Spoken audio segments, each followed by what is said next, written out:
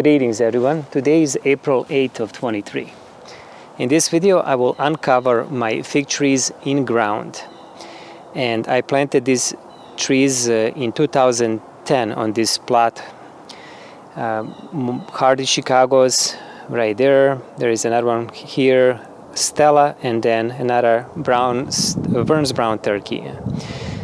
And over the years, the last dozen years, I was never able to ripen or having even trees to produce fruits in certain years. Zone 6A is where I am in Michigan, and temperatures reliably go down to 0 and below 0. Although in the recent years, the winters are milder. And this winter, if I recall correctly, the lowest temperature was around 3 or 4 degrees Fahrenheit. So in my previous years, I would protect them with similar, you're going to see now here, insulation, mostly from leaves or straws.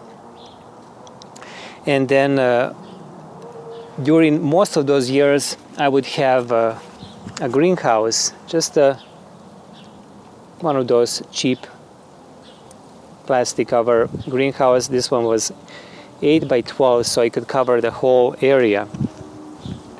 And with this greenhouse protection and with the leaves inside, I could protect my trees during the winter to survive the whole winter, all those cold temperatures.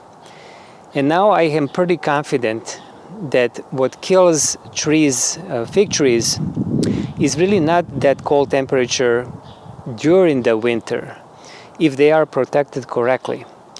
It is the end of the winter when the temperatures are rising up, and apparently spring is here now, when we uncover, or when I would uncover my fig trees, and I will check the bark, and they are fine.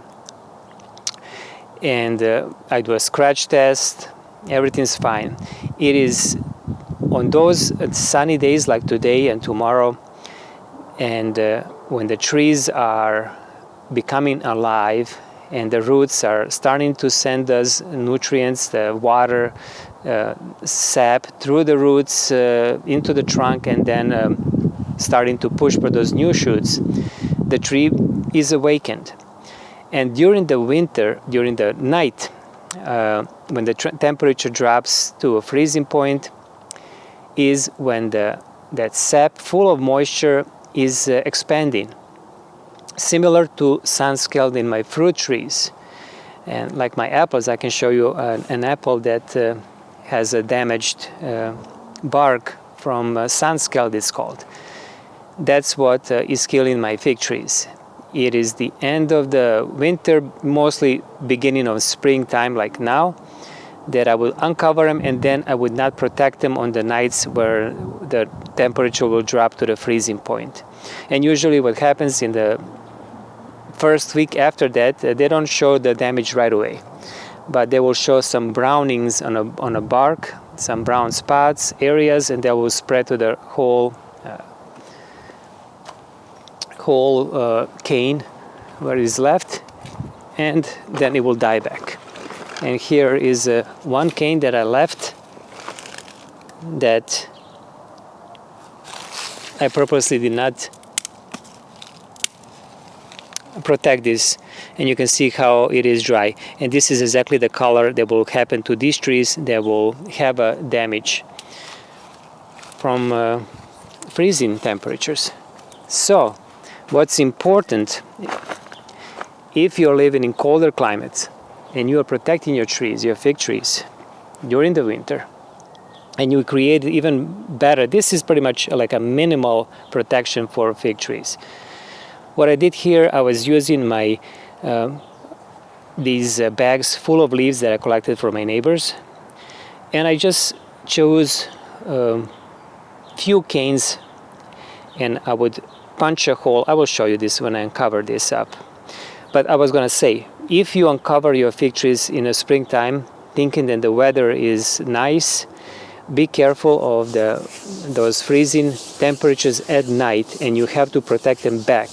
So in my case, I will uncover them now, but if I see that temperature will go down, I will put the tarp back, or maybe I will put again these bags. And let me just show you one picture of this. So these are hardy Chicagos and Stellas from those days when I had protected them with this greenhouse. However, having trees in the ground, I was never able to have them produce as much as my trees in containers. So it is much more reliable to keep them in containers in colder climates. Can they produce? It can be, yes, if you have even a better greenhouse and you use a better, maybe a boxed made like a plywood and something like that, you can create a structure. There is plenty of videos to show that. Yes, you can protect them properly. However, I decided to keep them only in containers, and I had these down here, and maybe in the future I will remove. I was even thinking to remove them last year. Anyhow, let me just uncover these and see what we're gonna have underneath. First, I'm gonna try with this smaller group. So I basically used some bricks to keep this down, and I also had these bags full of leaves just to keep them weight so the wind will not take this tarp away. Also, what is important, if you're gonna use tarp to protect your fig trees, I will recommend to use a silver tarp. This one reflects light. It will not attract heat even during those sunny days when it's still getting cold during the night. And that also helps. You want, actually, when they are protected from cold, you want them to be cold, to stay cold. You don't want to waken them up. All right. So this is what I did. I just used the bag and flipped it over the cane. So let me just remove it and see what we have now. I hope I'm not gonna find a nest of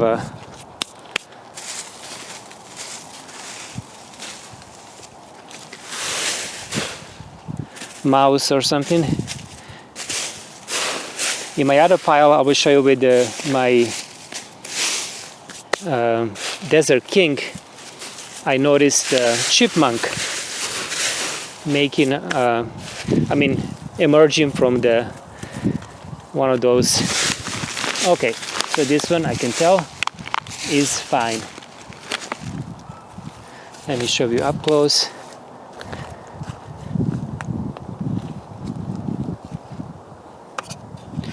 There is no even need to do a scratch test. You can see that these are green.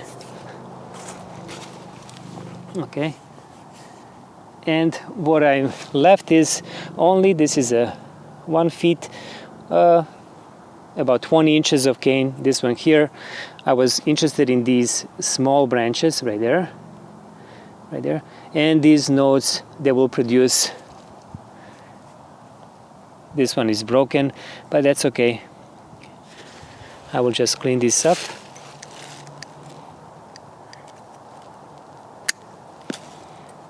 Even this one here. I have a node right there, this one here, so this one should be fine. I have 3 canes there. Let me check the other one.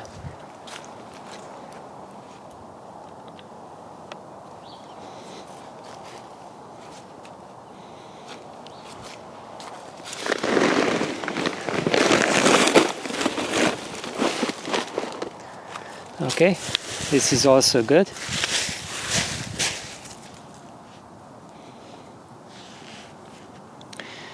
No damage all the way to the tip. Yes, this is what I want to see now. The bud at all the way to the tip.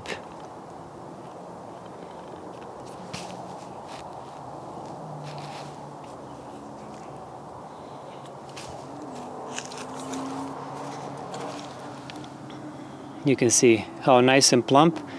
It's ready to start growing, to produce new shoot. Okay, so this hardy Chicago was just fine during this winter. Now let me see this Stella. Stella was much less hardy than hardy Chicago, of course. Okay, so this one came out like that.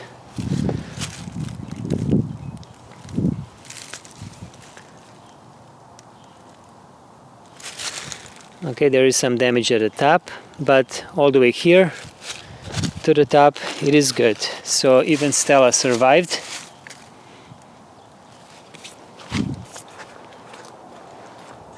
It is darker in color, the bark of a Stella, but it is still good.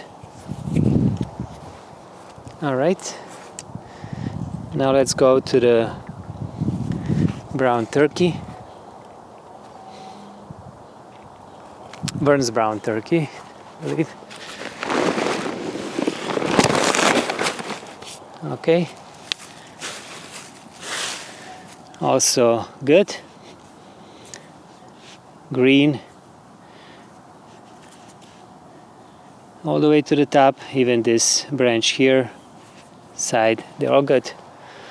Healthy. And now let's just go to the hardy Chicago. This one is the most reliable and the highest producing bunch. I had actually 2 hardy Chicagos in that area.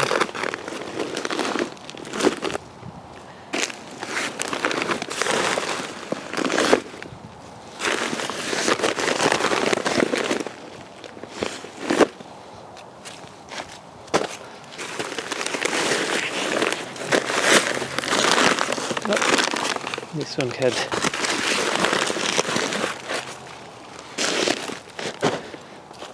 one had grass clippings, actually, not even leaves.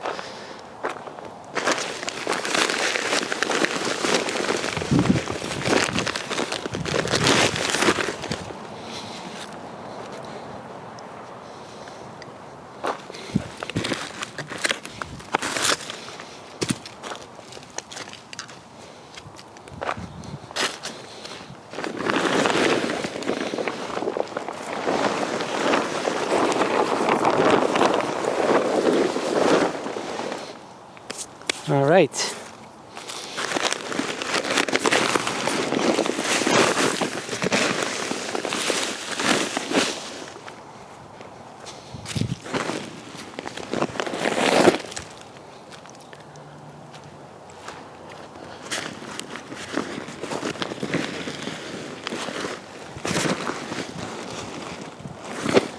These leaves were not even perfectly dry.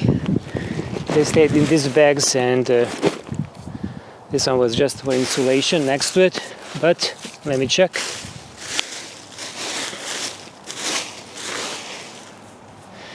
These are fine.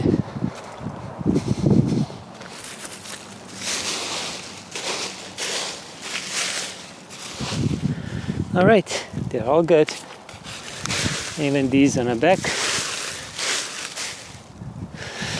So they all survived, and I am not surprised. As I said, winter wasn't that harsh this year.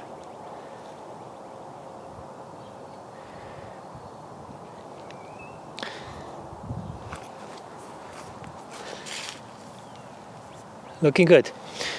All right, and now let me just go really quickly to the compost pile, and we can check on my Desert King. By the way, I'm gonna also show you what the sun scald is on trees other than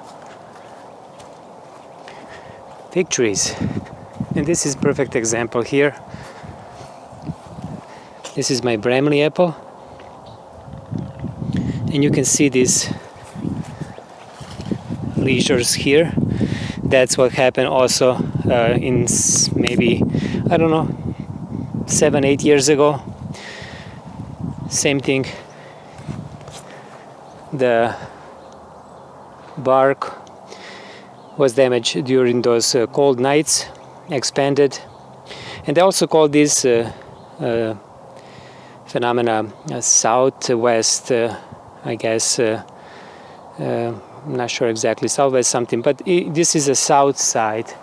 Here it's more to the southwest, but also on my east side of this tree. So one of the remedies how to protect trees from sunscale is to paint them with white solution. In this case, this is a kaolin clay. It's more natural. Some people use also latex white paint diluted with water, at least 50-50. And then on trees that are having bark, mature bark more. Okay, so this is my pile with I'm gonna just open this up 1 second. Desert King, believe it or not, I did not had produced any figs from Desert King. When I first purchased Desert King, I did not even know what the San Pedro type of figs is. And at one point I decided I don't need it. And so I just dropped them in a compost pile and they survived. So then I feel bad and I was trying to keep them alive. Okay, so this is the area where I saw a chipmunk. But all right, let's see. So there is one cane there that did survive nicely. Chipmunk, go away. All right. Okay. So some damage on the bark of these canes at the top. However,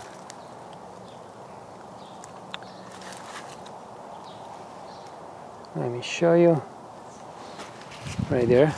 However, the bottom looks green. It looks fine even here. You can see, and this cane is the healthiest of. And let's do here. I'm not even sure if I kept. Oh, these were just placed there to insulate a little bit more. So we'll see if these buds, any of these, since these are from last year, if they will be able to produce any of the fruits for me this year. So Desert King, by the way, being a San Pedro type, will produce breva, and the second or main crop will require pollination, which I don't have any of the caprifix ready for that. Okay, so that's it. I will show you the trees on update maybe in a month or so, and we'll see how they are growing after this uncovering. Thank you for watching.